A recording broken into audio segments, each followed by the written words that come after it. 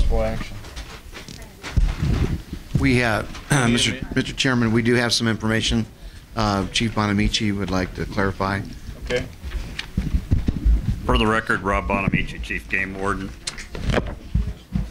With regards to Mr. Jackson's appeal, we did send him notification of the hearing today. That notification was sent November 29th. U.S. Postal Service records show that they left him a notice on December 3rd stating he had certified mail waiting. He has not picked that up. We contacted him today, and he stated he never received it and is requesting that at the next Reno Commission meeting, if his appeal could be heard at that point in time.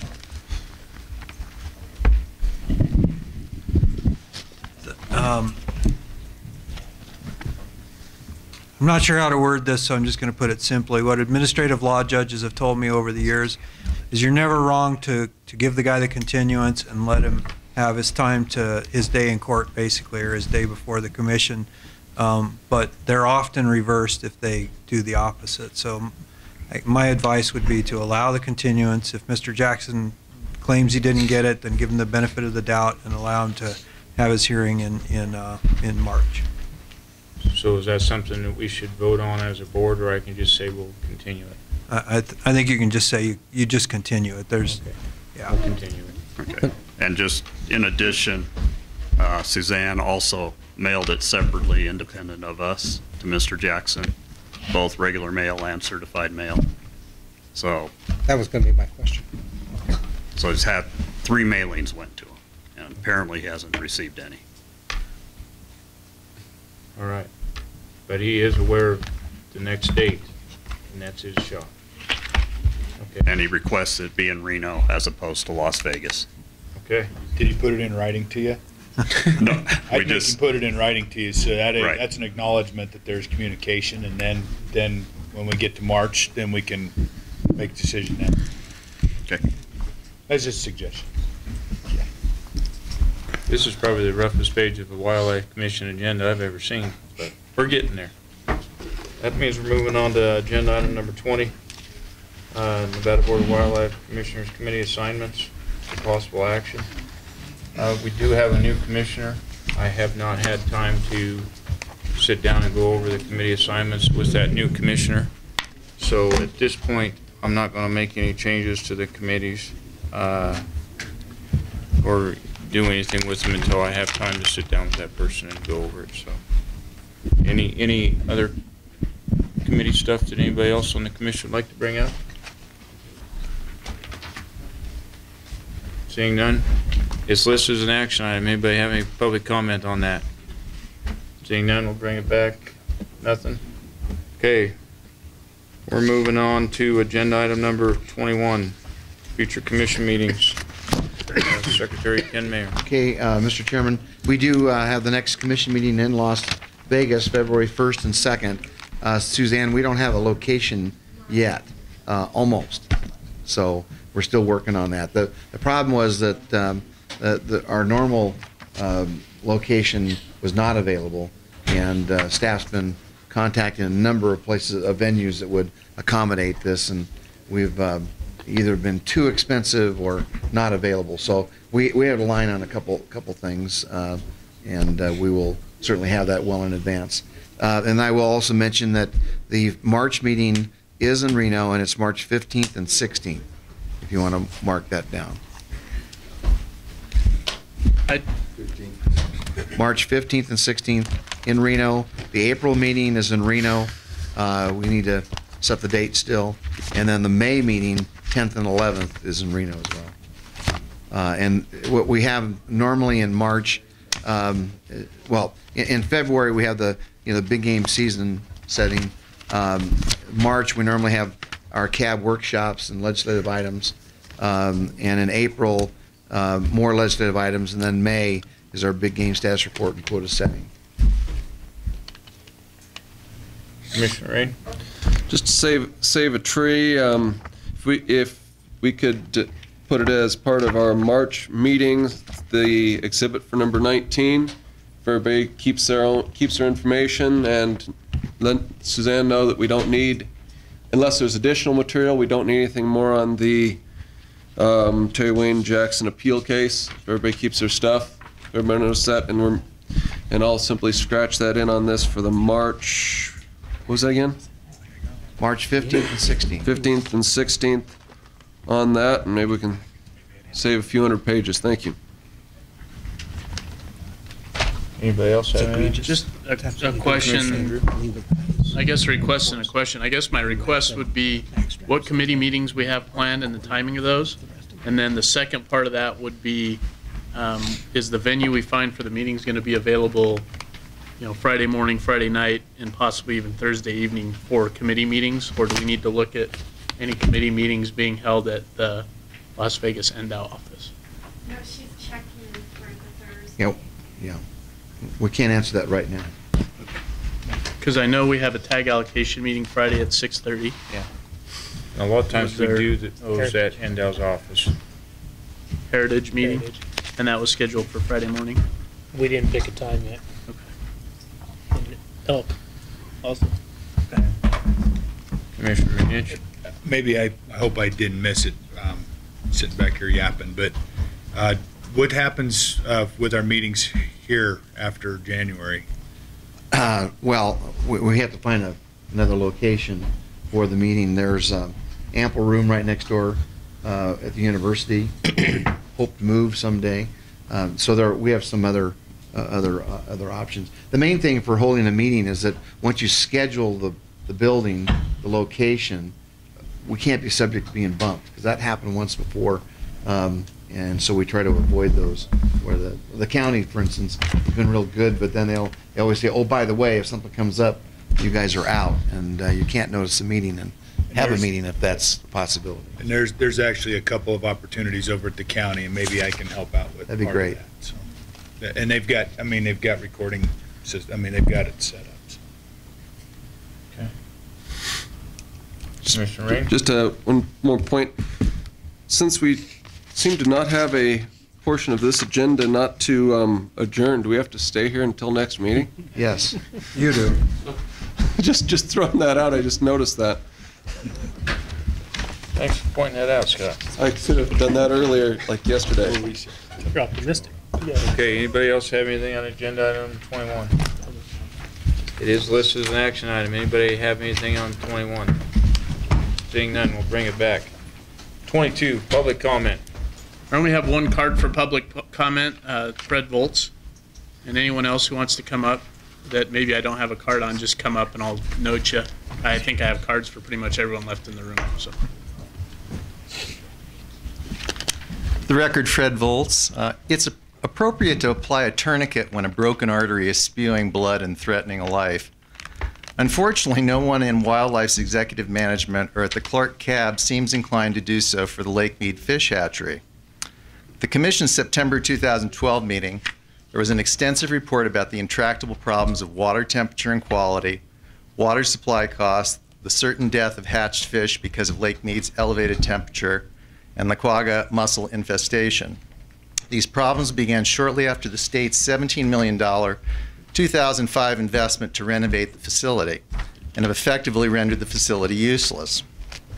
The same meeting, Clark Cab representatives committed to producing a fact-based cost-benefit analysis. 2.5 months later, we have no analysis or path forward. Of course, such an analysis would require historical and current costs at the hatchery. Deputy Director Cates was contacted on 2 occasions about the cumulative costs of the hatchery in his capacity as Wildlife's financial person. He stated that his records, quote, are not constituted in such a way as to be able to isolate operating costs for the hatchery, and all of our hatchery operating expenditures are combined into one budget category, unquote. These statements suggest 2 logical questions. First, in building a budget for any operation, wouldn't it take individual line item inputs from each hatchery to create one budget number for all the hatcheries statewide? Thus, somewhere in Wildlife's budget backup documents, the hatchery expenses exist. Second, How can any cost-benefit analysis of the Lake Mead hatchery be performed if wildlife is unable to establish total costs going back to 2005? These information and logic lapses mirror yesterday's discussion about heritage grants and the lack of quantifiable deliverables before paying out grants to applicants. It's time for wildlife to sell, repurpose, or otherwise transfer this facility, not invest another $500,000 of capital. Any business person would choose to cut losses and move on to more productive uses of capital after the long, unfruitful history of this facility. This conclusion is further warranted when wildlife and the Clark Cab have not been able to establish accurate, complete costing or make a case that wildlife should continue to put money into a facility that cannot be used for its intended purpose. 30 seconds. To produce fish that can live in Lake Mead. The Commission needs to add this issue to an upcoming agenda, tasking wildlife staff with providing disposition alternatives for the Commission's consideration. No more public money should be cavalierly lost in the Lake Mead hatchery. Thank you. Thank you. Any other public comment? Come on up.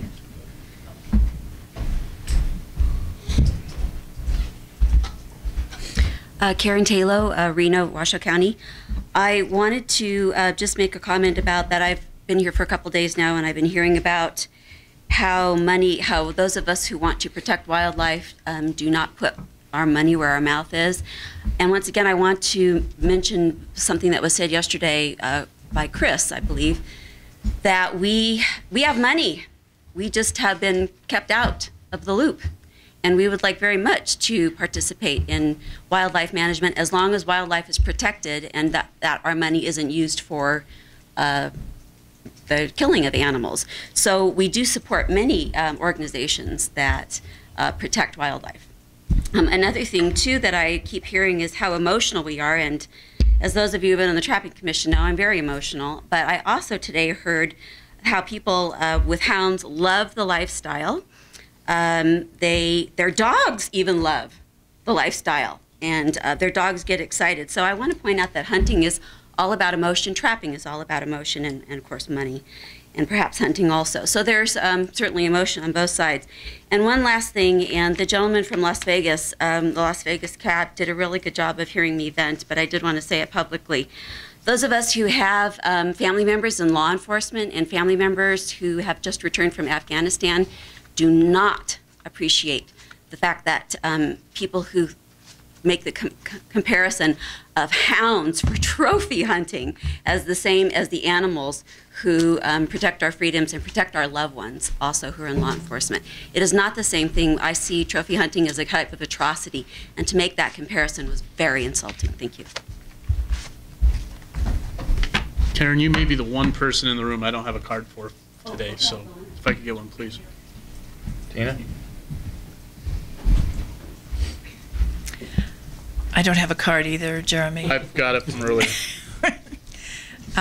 At the suggestion of Dr. Molde, I wanted to mention the passing of one of the truly great people in the biological world, and that is James D. Yoakum, who died in Verdi on November 20th. For those of you who don't know him, Jim Yoakum was a graduate of Humboldt State and of Oregon State University as a biologist.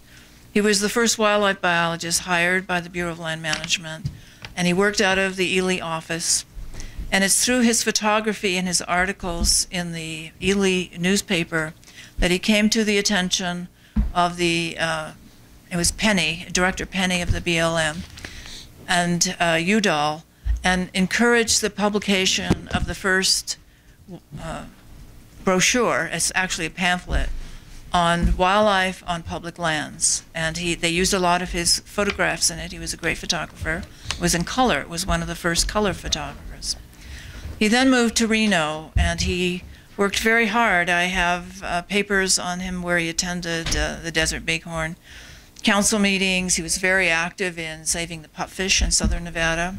He worked with Foresta Institute when we started our first endangered species program, and through his assistance and that of others, Nevada had the first endangered species law in the nation. His love, however, was pronghorn antelope, and he devoted his life to pronghorn antelope. He studied them, in particular their food habits and their habitat needs. He said he wanted to study something that got him out into the wild. His culmination of his work was published in 2004 with Bart O'Gara. It was on the ecology of the pronghorn antelope. The publication weighed 6 pounds and was over 900 pages. And in his retirement in '86, he continued to consult on pronghorn antelope and to travel everywhere, arguing forcefully for pronghorn antelope. He was also a great hunter of pronghorn antelope. He loved Hart and Sheldon in particular, and it's very rare to get somebody with that kind of devotion for that long period of time and that knowledge, and I just wanted to acknowledge him here before you as a wonderful person who happened to live in Verdi. Thank you. Thank you. Tommy.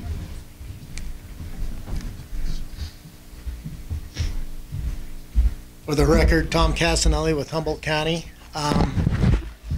I've been thinking a lot about this application, electronic application, and I was wondering if it would be to your advantage to utilize the county game boards and have workshops set up at each county in the future years whenever we decide we want to go forward with this, because this is a process that's going to go forward at some point in time, and try to get localized, because we have local areas that have different issues with this, and try to get input to all the paper applicants in those counties, and hopefully they could attend these workshops at a county level.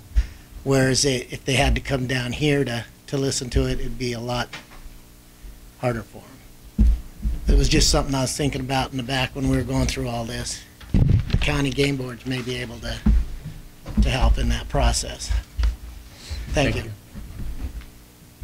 Anybody else? Come on up. Eric, we'll go with Eric first. Eric Dalen, conservation sportsman. In rebuttal to the lady that got up here, I'm the one that said put your money where your mouth is. Sportsmen don't go do guzzlers with the intention of getting something out of it, like they stated. She stated that they would go and help, but she also stated a condition. You need to address this, Eric. Okay. Thank you.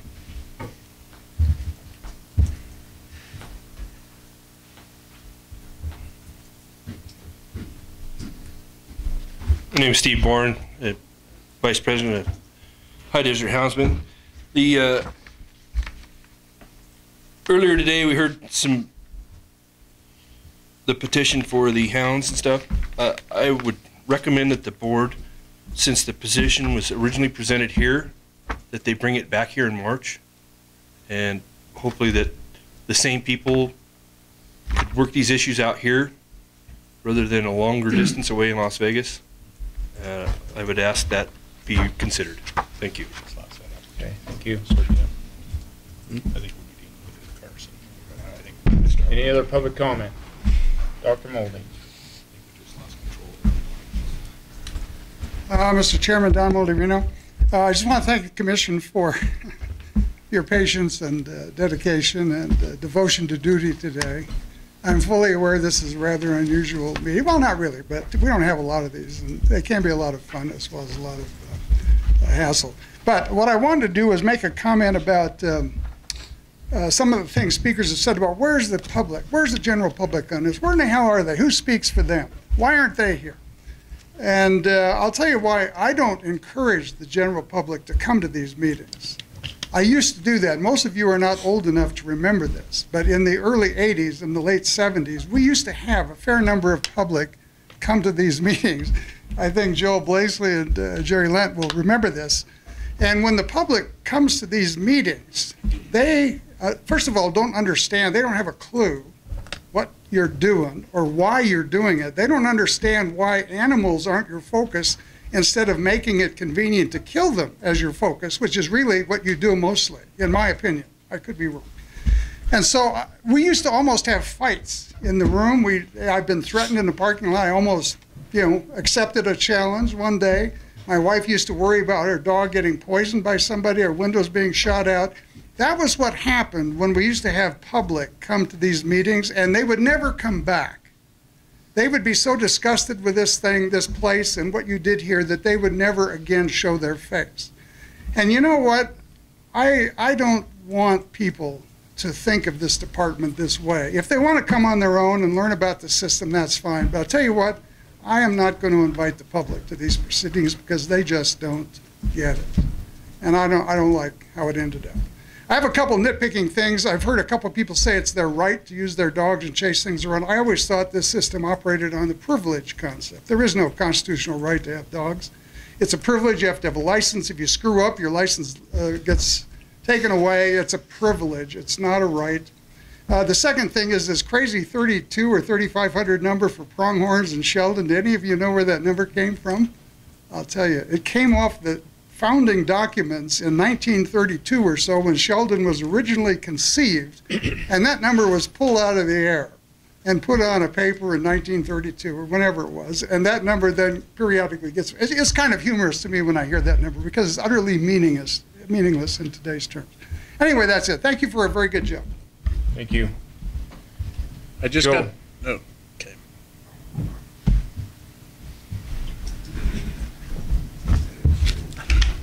For the record, Joe Blakesley, proud conservationist.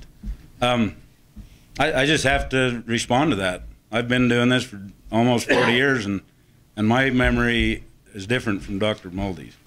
I saw one busload come, God, it must have been in 1984 or 5, with about 25 people. And that is the biggest turnout of the general public I've seen in 30 some odd years. And I don't know that any of you guys have ever seen anything as big as that in the whole time. But I just have to tell you, I have different recollections than some other people.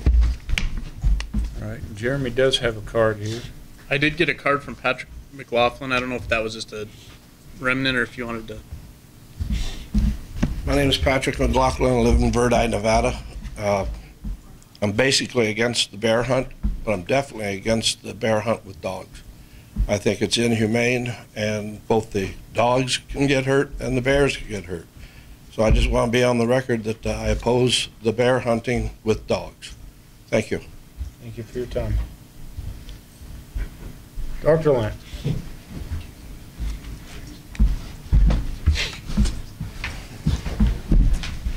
Copies.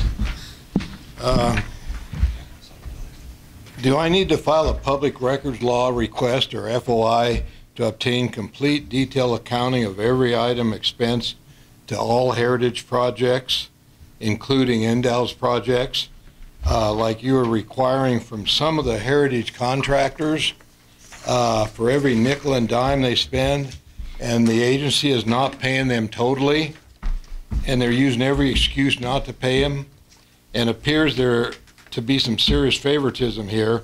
So for 2011 and 2012, I'm formally requesting them now. All heritage expense accounts submitted to you, the department, for payment. This newspaper article, fresh off the press, I recommend everyone to read the Elko Daily Free Press website to read the complete article I just passed out. And I'd like my comments included in the minutes as presented in total. And I also have, and I know you won't like it, but I have a solution to your office retrofit problem. You should move the office temporarily to Sacramento and ask for permission from the governor to do that. When I was on the commission for 3 years, I constantly heard, this is the way California does it. We even had to have a joint meeting with California to learn how they do things. And this will further enhance your step to Californification for Nevada. Mr. Chairman, I have a question for our legal counsel. Yes. Are we or the department obligated in any way, shape, or form to take action based on a public comment in our meeting? Or are there other proper channels that need to be followed? Well, I'm not sure what you're talking about. If you're talking about Dr. Lent's FOIA request, I was going to talk to him after the meeting and inform him. Those have to be in writing. Thank you. Mr. Purrier.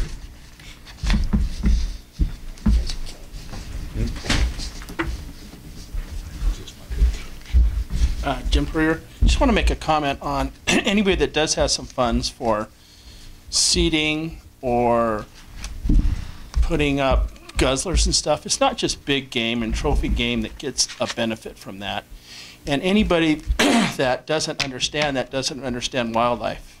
And so if anybody does, there's birds, lizards, insects, everything benefits. Rabbits, a non-consumptive, or I know that's a bad word to say, but everything does. So if you're a bird watcher, get some money for some guzzlers. It's drying up. The state is in a trend to drying up. We need some water caption projects so we can get more guzzlers. That's put all kinds of wildlife in the desert, on the mountains. So don't use an excuse that there's going to be hunting off these guzzlers, the animals that live off the guzzlers. That's not an excuse to not put your money where your mouth is. Thank you. Okay, anybody else? Public comment? Anybody? Seeing none, we'll close that agenda item. That's the last agenda item we have, Scott, so... We get to stay here. I'll take a motion to adjourn without even an agenda item. So moved. So moved. We're adjourned. Thank you, guys. Are we supposed to vote on that? Are you gonna vote nay? Hell no. You must have fallen asleep for a second, Scott.